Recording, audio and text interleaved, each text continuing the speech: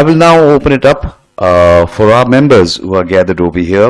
With due apologies and due respect to every person on this stage, I'm having to juggle the program a little bit up and down over here. Each person will have 3 to 4 minutes to express their thoughts. I would right away like to request Gyani Ranjit Singh Ji, Head Priest, the Gurdwara Bangla Sahib, to share his thoughts with us this evening. Waheguru ji का खालसा, वाहिगुरु जी। मेरी तरफ से आप सबको नमस्कार। आज हम सब धर्मों के गुरु आचार्य या अपने अपने धर्म के जो प्रमुख हैं वो एक मंच पर बैठे हैं। थोड़े से दिन पहले प्राइम मिनिस्टर श्री नरेंद्र मोदी जी रोम गए और पोप को मिले।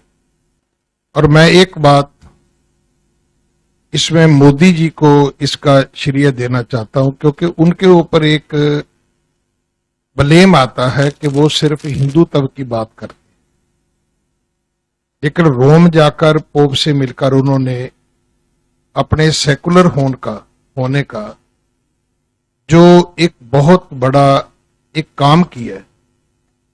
मैं आपको ये बता दूं कि इसमें मोदी जी को बहुत कुछ मिलेगा, और जैसे आपको खुशी हुई है, और ये होनी भी चाहिए। और मेरी अपनी मान्यता है कि किसी भी राज्य का अपना कोई धर्म नहीं होता, प्रजा का धर्म राज्य का धर्म होता है। आप किसी पार्टी के प्रेसिडेंट है तो आपका कोई धर्म अलग हो सकता है। जब आप किसी कंट्री के हेड हो जाते हैं तो उस कंट्री की सारी जो प्रजा है, हमारी संस्कृति में एक बहुत सुंदर शब्द है, उसको बोलते हैं प्रजापति। मोदी जी आज प्रजापति हैं। उनके धर्म में हिंदू भी आते हैं, ईसाई भी आते हैं, सिख भी आते हैं, मुसलमान भी आते हैं।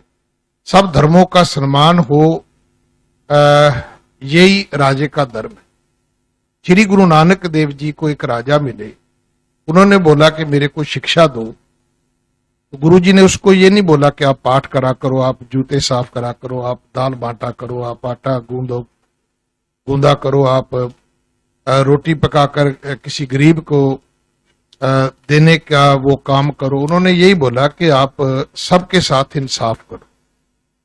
श्री गुरु ग्रंथ साहब में ये एक गुरबानी की पंक्ति है, राजे चुनी नियाम की।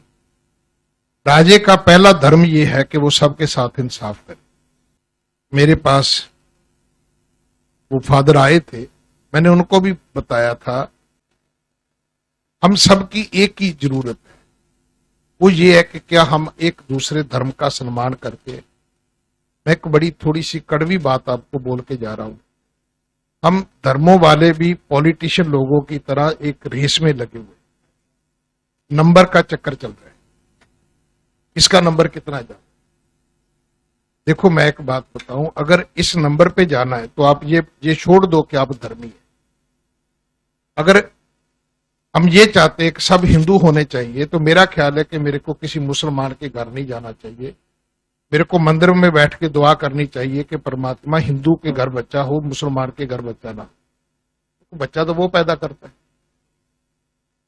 ये सोच में क्राइम है।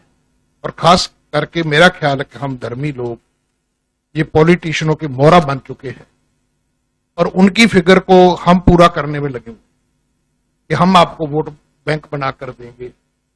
इससे अल्लाह ताला कभी खुश नहीं होगा।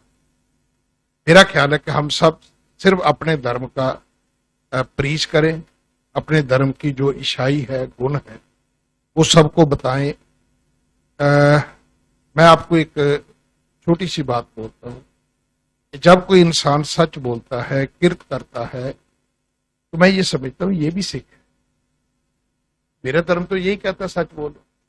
सच बोलने के लिए पहले दाढ़ी रखने की जरूरत नहीं है। ये तो आपका विवेक है कि आपको सच बोलने के लिए कौन सा रास्ता चाहिए, कौन सी आस्था चाहिए, कौन सा धर्म स्थान चाहिए, कौन सा धर्म ग्रंथ चाहिए, कौन सी धार्मिक मर्यादा चाहिए।